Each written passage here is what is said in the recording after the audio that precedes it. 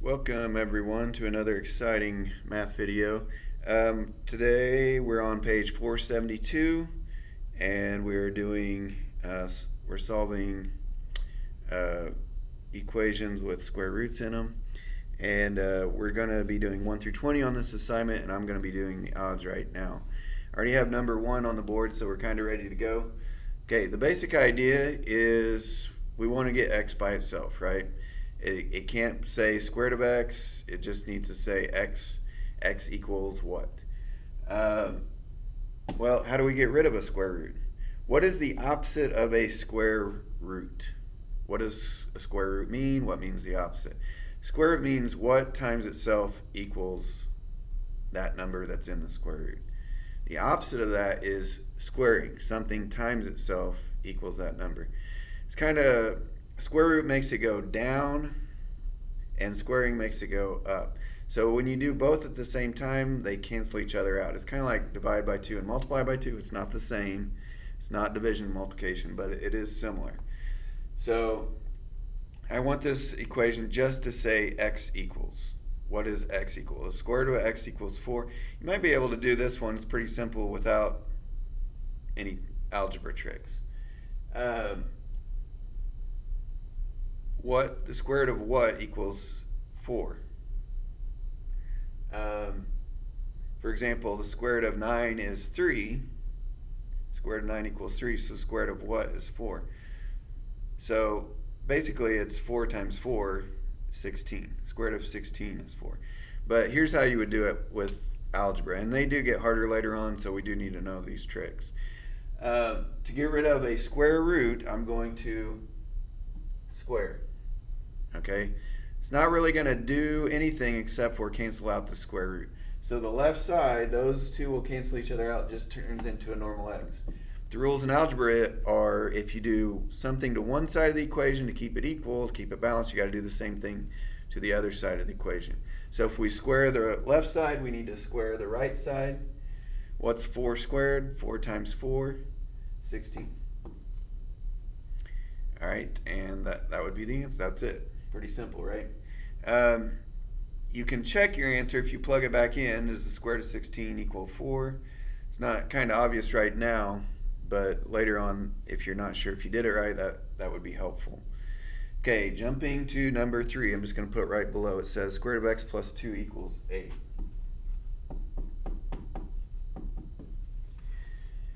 All right, same idea. The whole left side is under the square root. So right now would be a good time to go ahead and square both sides.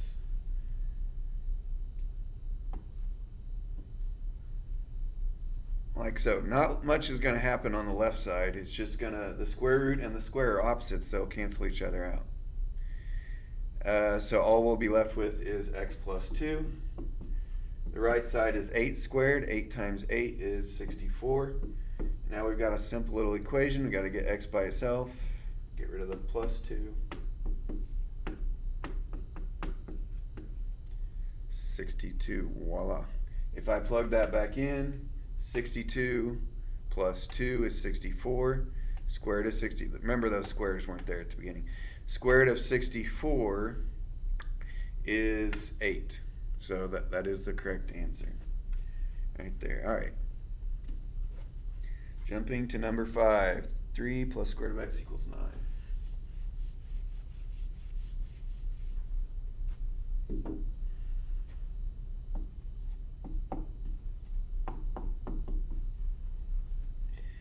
All right, what's the first step, do you think? Well, we can't really, we could, but we don't want to square both sides right now. If I squared the left side, right now it would look kind of like that. So it would be a big FOIL problem and make a big mess. So we don't want to do that. What we want to do is isolate the square root first. Okay, if we get the square root by itself, then we can square both sides and it won't be a mess at all. So how do I get the square root of x by itself? Well, to get rid of the added 3 value, I would subtract 3. So I have square root of x equals 6. Now it looks like number 1, right? So already we're down to a simple problem. So we're ready, now that we got the square root by itself, to go ahead and square it. So this will be x equals 6 squared, 36. The end. Okay, number 7, x plus 5 equals 0. Square root of x plus 5, 0.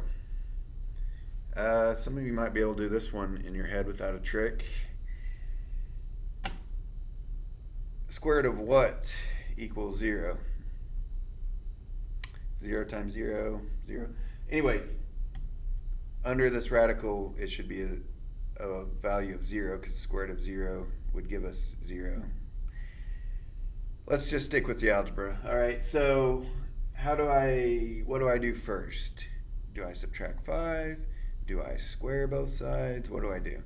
Well, since the plus 5 is under the square root, that's not just a normal 5, okay? We need to, just like number 3, we need to get rid of the square root first.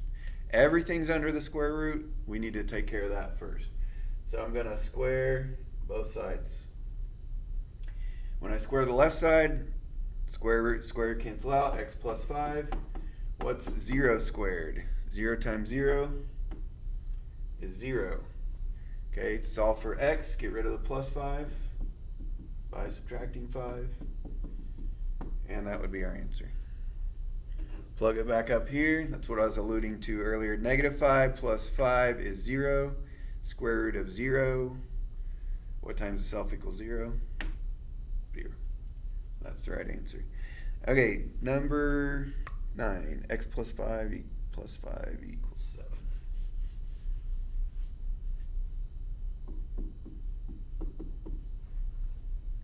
All right, what do you guys think we should do first on this one?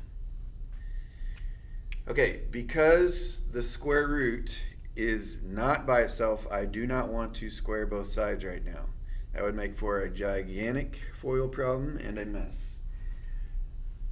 So I want to isolate the square root first. So this plus 5 that is not in the square root needs to go away. How do I get rid of a plus 5? Anything I do to one side, I do to the other. So on the left side, we have the x plus square root of x plus 5. And on the right side, we have 2. Okay, it's a simple enough problem. It kind of looks like number 3 now. How do I get rid of the square root? I'm ready to square both sides. 2 squared.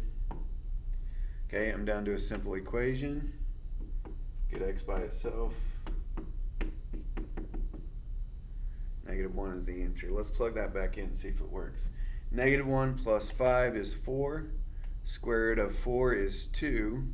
2 plus 5 is 7. So it worked. Negative 1.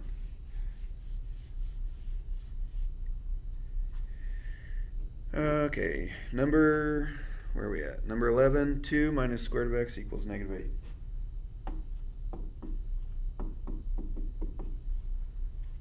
All right, what do you guys think we should do first? If you said get rid of the 2, you are correct. How do I get rid of the 2? Well, don't let that negative fool you. That minus is on the square root of x. This is a positive 2. How do I get rid of a positive 2?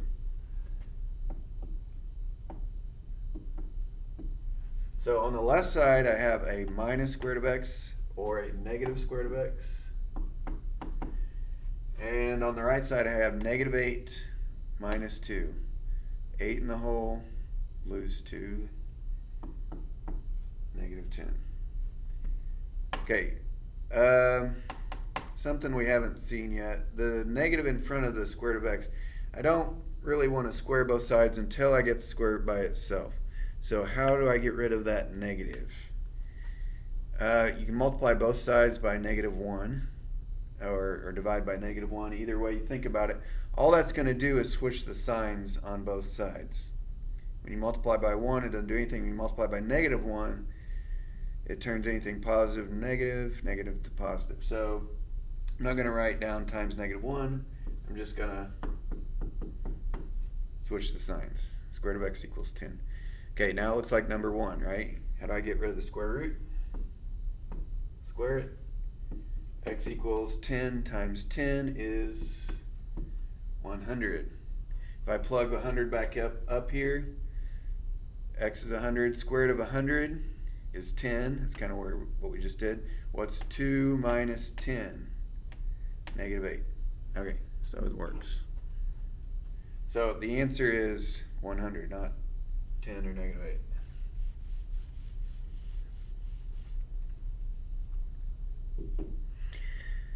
All right, number 13, a new section. I don't think there's anything really new on this section. They're just a little bit bigger than the other problems. I take that back. 13 does have a little wrinkle that we haven't seen yet, so I'll do that. 7 plus 3 square root of x minus 3.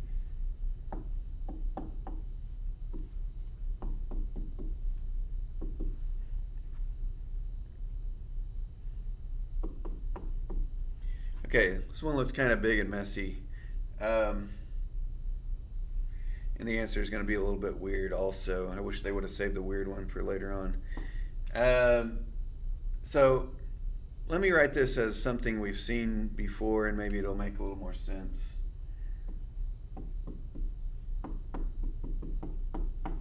Basically, it's the same as this problem. The only thing I changed is I switched square root of x minus 3 with an x. Okay, so how did we solve these problems in the past? We subtracted the 7 on both sides and divided the 3 on both sides, and that gave us the answer, because we were trying to get x by itself. Similarly, on these problems, we want to get square root of x minus 3 by itself, so we can square both sides. And then once we do that, we're going to get the x by itself. So it's just a little longer process, but it's a similar idea. So the first thing we're trying to do is get square root of x minus 3 by itself. So what do we need to do first? Get rid of the added value with the 7. So I'm going to subtract 7. Okay, that'll go away. I'll have this stuff left on the left. Left on the left. Negative 14 minus 7. Okay, yeah, this 3 in front of the square root means times, right? So how do I get rid of a multiplied number? I'm going to divide. I'm going to write it with the division board. Divide by 3, that's just going to cancel out. Negative 21 divided by 3 is negative 7. Okay, now it looks like number 3. So we're kind of working it down simpler and simpler. So we got the square root. Everything on the left side is under the square root, so we're ready to get rid of the square root. Okay, if I square the left side, I get x minus 3. And if I square the right, technically I should have written it like this. Negative 7 squared, because we are supposed to square all of the right side, not just the 7. So that would be 49. Get x by itself by adding 3. 52. Okay, if I plug that back up to the problem, hold on, don't write that down as your answer yet. If I plug that back up into the problem, 52 minus 3, that would be 49. Square root of 49 is 7. 7 times 3 is 21. 21 plus 7 is 28. We're supposed to get negative 14. Something's wrong. Did I make a mistake? No, not really. Sometimes on these problems, when you use this method, you square both sides, you will get an answer that's not actually an answer. It happens basically when the right side's a negative and you square it. It's just something weird that happens on these kinds of problems. It's going to give you an answer that's not a real answer. So x is 52, not really an answer. So the real answer is, you might be able to guess it, no solution. There's nothing that was going to work for this problem. It's kind of weird And there is one even in the first section, that is no solution. If you're not sure which one it is, you got to kind of use that trick of plugging your answer back in and making sure it works. Okay, so my hint is if you ever have a negative on the right side and you square it, you're actually going to get an answer that's not going to work. All right, the good news is there's only one odd no solution and one even no solution. We did the odd, so the rest of them should be normal answers. So jumping to 15.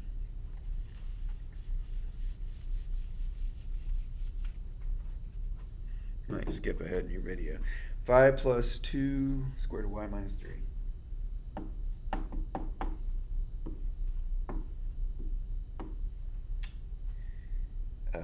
Equals 27.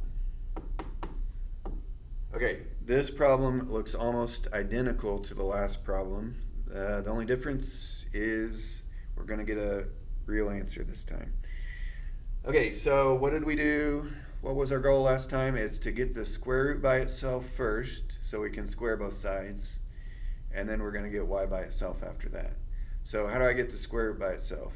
I got to get rid of the 2 and the 5, get rid of the added value first, the multiplied value second. How do I get rid of an added 5? Subtract 5.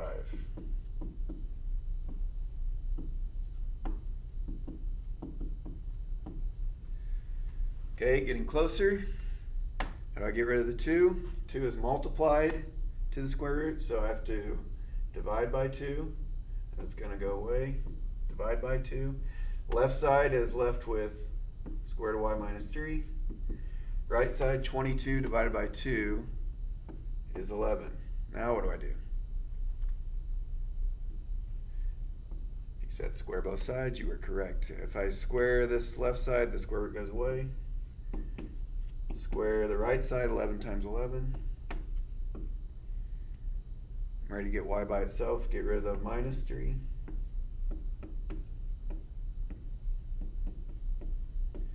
Well, I kind of already told you that this and all the rest of the answers are going to work, but we can check and make sure we got the right number at least. 124 minus 3 is 121. Square root of 121 is 11. 11 times 2 is 22. 22 plus 5, 27. We got it. All right. Moving on to 17, getting close. 14 minus square root of x minus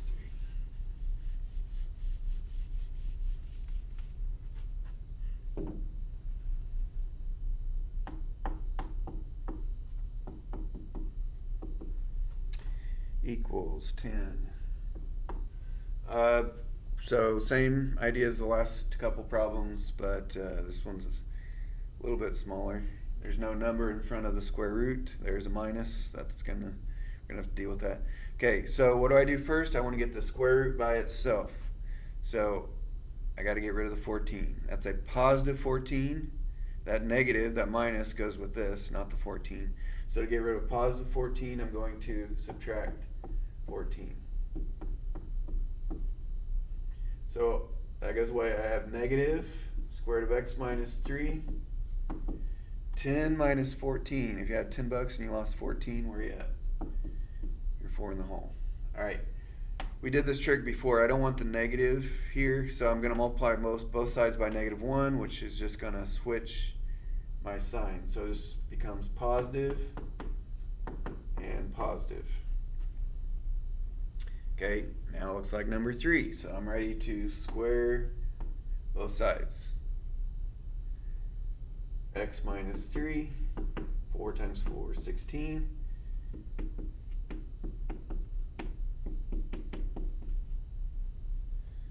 Okay, 19. 19 minus 3 is 16. Square root of 16 is 4. 14 minus 4 is 10.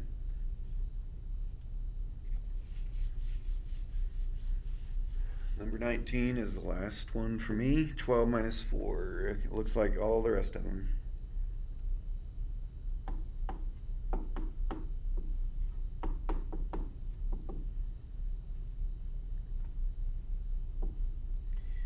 Alright, so what should I do first? Get rid of the 12. That's a positive 12. So I'm I'm going to subtract 12. What's left is all this stuff. 7 minus 12. Okay, I've got a negative 4 out in front. That's multiplied to this. I'm going to divide a negative 4. Uh-oh. Messy. Okay, that's gone. What's negative 5 divided by negative 4? Some of you will probably be tempted to plug this in your calculator.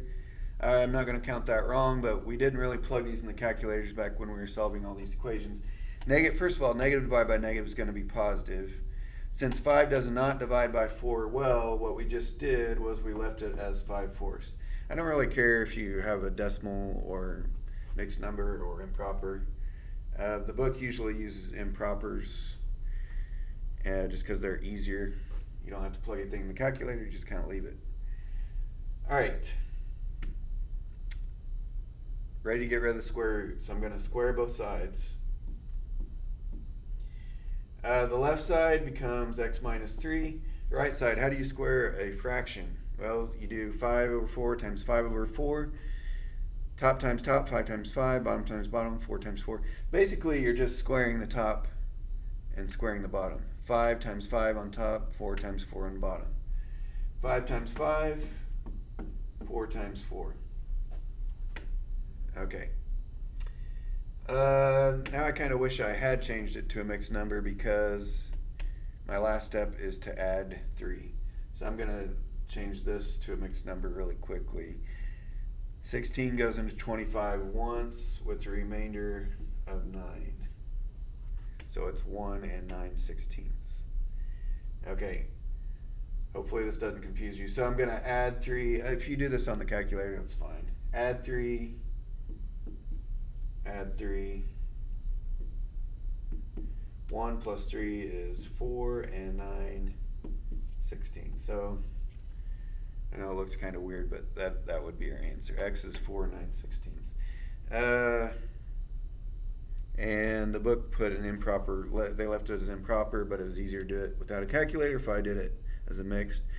So the improper is 73/16, so that would work also. Decimals are fine. Sometimes decimals are infinite, so it's not as good of an answer to have to round it off.